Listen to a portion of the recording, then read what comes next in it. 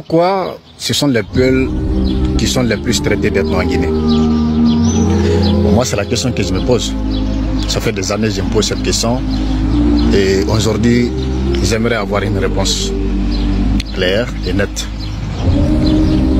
Détachée de toute considération ethnique ou quoi, je veux une réponse claire. Pourquoi sont les Peuls qui sont les plus traités d'ethno, alors que toutes les ethnies guinéennes, en tout cas, ont une grande dose d'ethnocentrisme?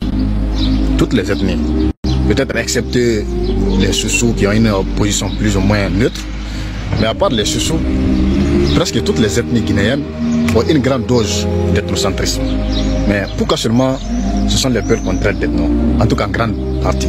Moi, personnellement, je n'ai jamais vu qu'on traite d'un autre Guinéen qui n'est pas Peul d'ethno. En tout cas, moi, je n'ai pas vu. Si vous avez une fois vu, dites-le moi en commentaire. Mais moi, je n'ai pas vu, en toute sincérité.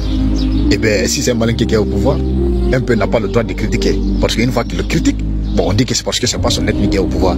Il est frustré parce que son ethnie n'est pas venu au pouvoir. Mais c'est qu'à cette mentalité. Une fois qu'il critique quelqu'un d'autre qui n'est pas de son ethnie, paf, c'est maintenant.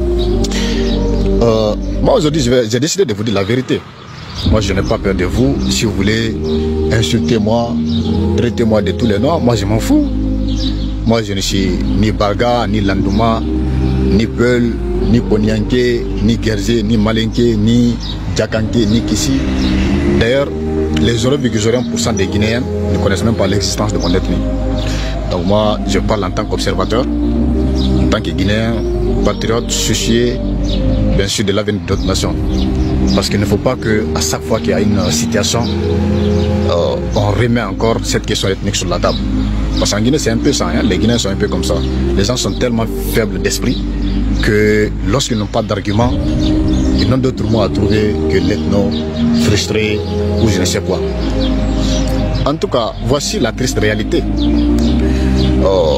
Une fois qu'un Peul prend position, une fois qu'il est dans une lutte, un combat, une constance politique, idéologique, sociologique ou je ne sais quoi, il est automatiquement traité d'ethno. On le colle l'étiquette d'ethno, de frustré ou je ne sais quoi encore. Même s'il se trouve que dans cette même lutte, les critiques qu'il prolifère, il y a d'autres personnes d'ethnies différentes qui soutiennent la même position et ils ne sont jamais traités d'ethno. Une fois que c'est un Peul qui parle, on dit non, c'est un Peul. Non, laissez-le, c'est un ethno. On a beaucoup d'exemples. Moi, récemment, là même, j'ai scrollé sur les réseaux sociaux, j'ai vu le podcast d'un artiste.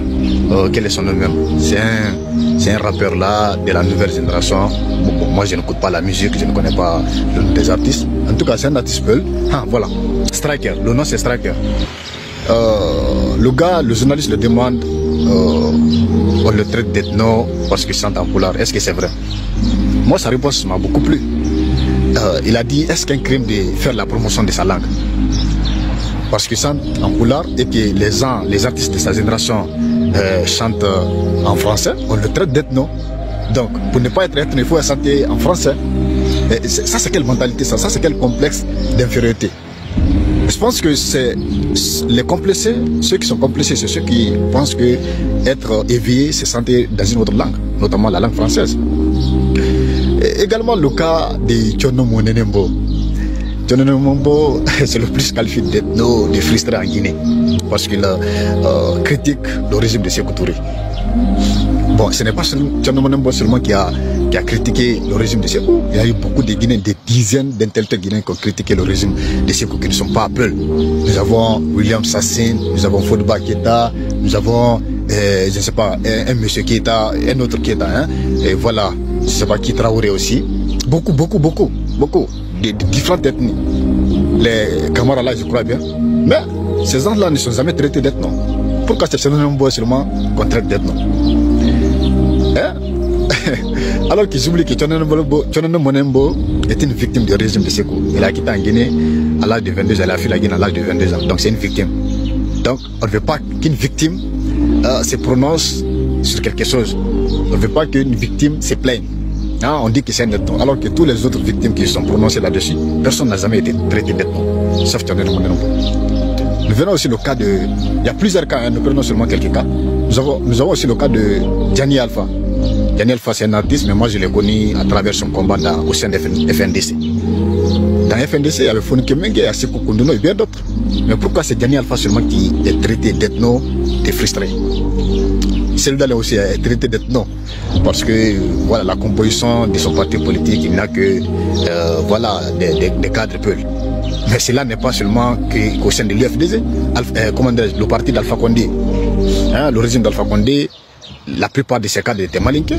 Le parti est entièrement malinqué, sa fief se trouve dans les zones malinquées, dans les régions ou dans les préfectures malinquées.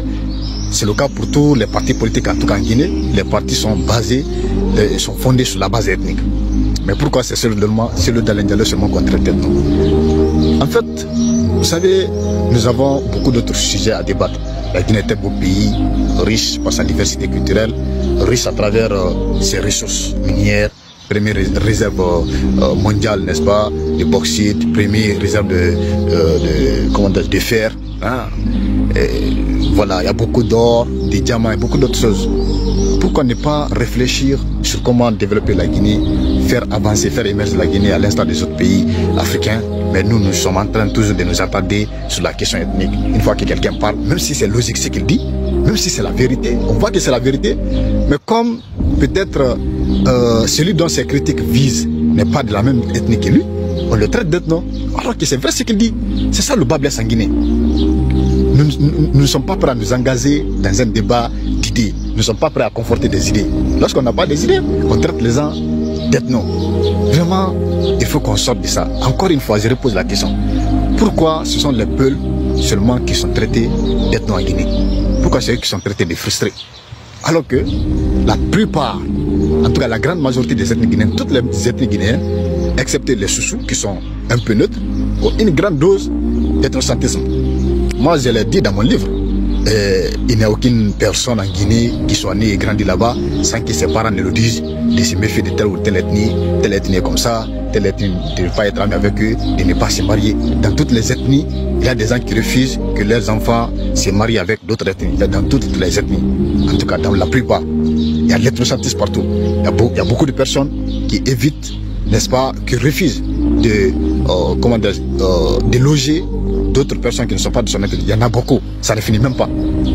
Mais pourquoi seulement les Peuls pourquoi sont les Peuls seulement contre eux?